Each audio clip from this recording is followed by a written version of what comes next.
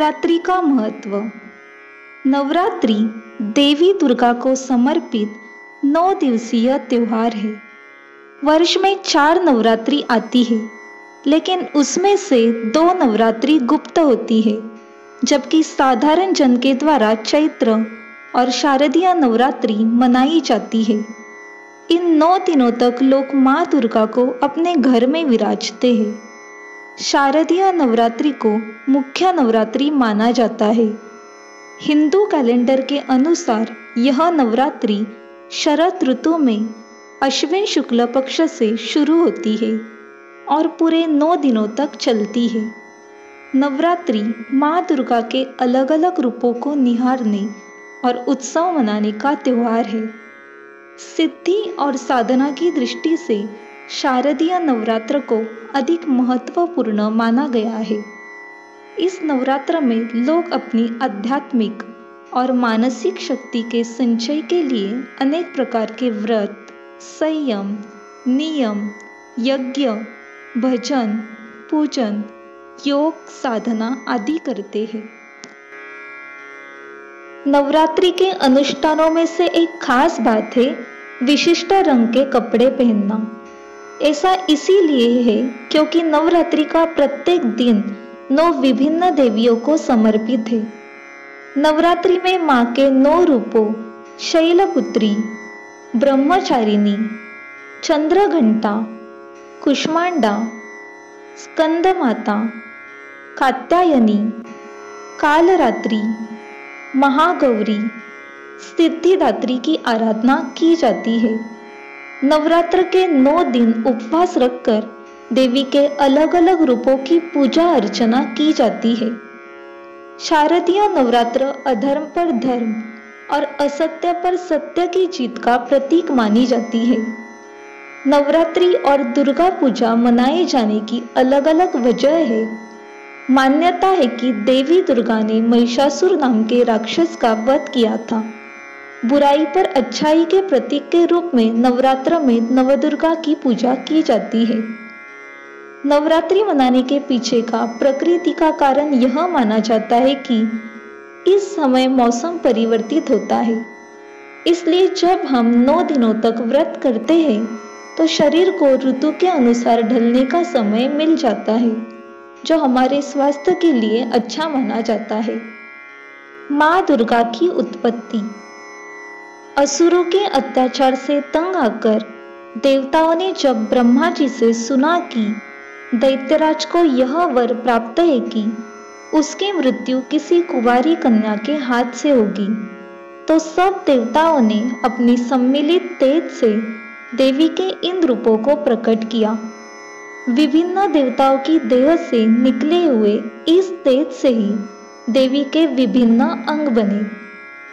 भगवान शंकर की तेज से देवी का मुख प्रकट हुआ, यमराज की तेज से मस्तक के केश, विष्णु की तेज से भुजाएं, इंद्र की तेज से कमर, पृथ्वी की तेज से नितंब, ब्रह्मा के तेज से चरण, सूर्य की तेज से दोनों पैरों की उंगलियां, अग्नि की तेज से दोनों नेत्र, वायु की तेज से कान तथा अन्य देवताओं की तेज से देवी के भिन्न भिन्न अंग बने हैं।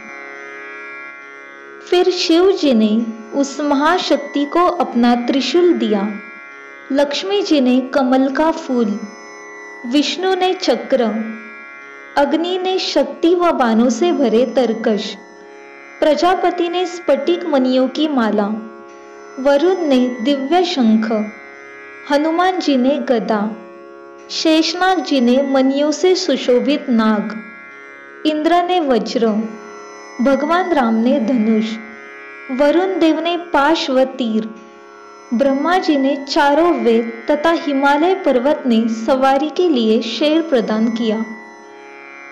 इसके अतिरिक्त समुद्र ने बहुत उज्जवल हार, कभी न फटने वाले दिव्य वस्त्र, चूड़ामणि, 2 कुंडल, हाथों के कंगन, पैरों के नुपुर तथा अंगूठियां भेंट की।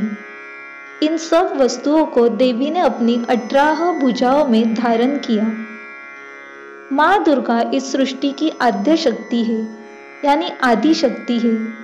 पितामह ब्रह्मा जी, भगवान विष्णु और भगवान शंकर जी उन्हीं की शक्ति से सृष्टि की उत्पत्ति, पालन पोषण करते हैं। अन्य देवता भी उन्हीं की शक्ति से शक्तिमान होकर सारे कार्य करते हैं। आइए जानते हैं नवरात्रि मनाने का पौराणिक महत्व। नवरात्रि मनाने के विषय में दो कथाएं मिलती हैं। एक कथा रामनवमी से संबंधित है तो दूसरी कथा महिषासुर के वध से संबंधित है। प्रथम कथा के अनुसार महिषासुर नाम का राक्षस था जो ब्रह्मा जी का उपासक था।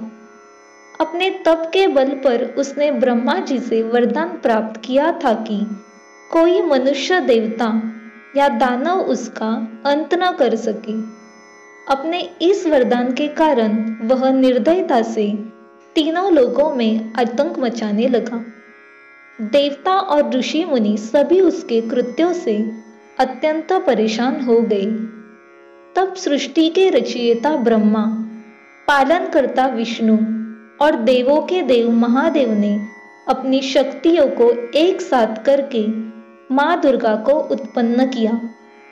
माँ दुर्गा और महिषासुर के बीच पूरे 9 दिनों तक युद्ध चला, जिसके पश्चात माँ दुर्गा ने उस राक्षस का अंत कर दिया और सभी को उसके आतंक से मुक्ति दिलाई।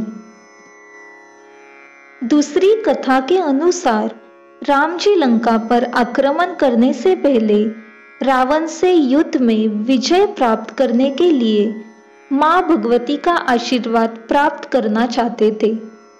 तब उन्होंने रामेश्वरम में 9 दिनों तक माँ की पूजा आराधना की, जिसके बाद राम जी ने लंका पर विजय प्राप्त की।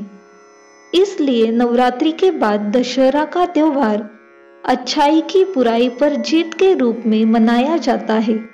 यह त्योहार बताता है कि झूठ कितना भी बड़ा और पाप कितना भी ताकतवर क्यों न हो, आखिर में जीत सच्चाई और धर्म की ही होती है।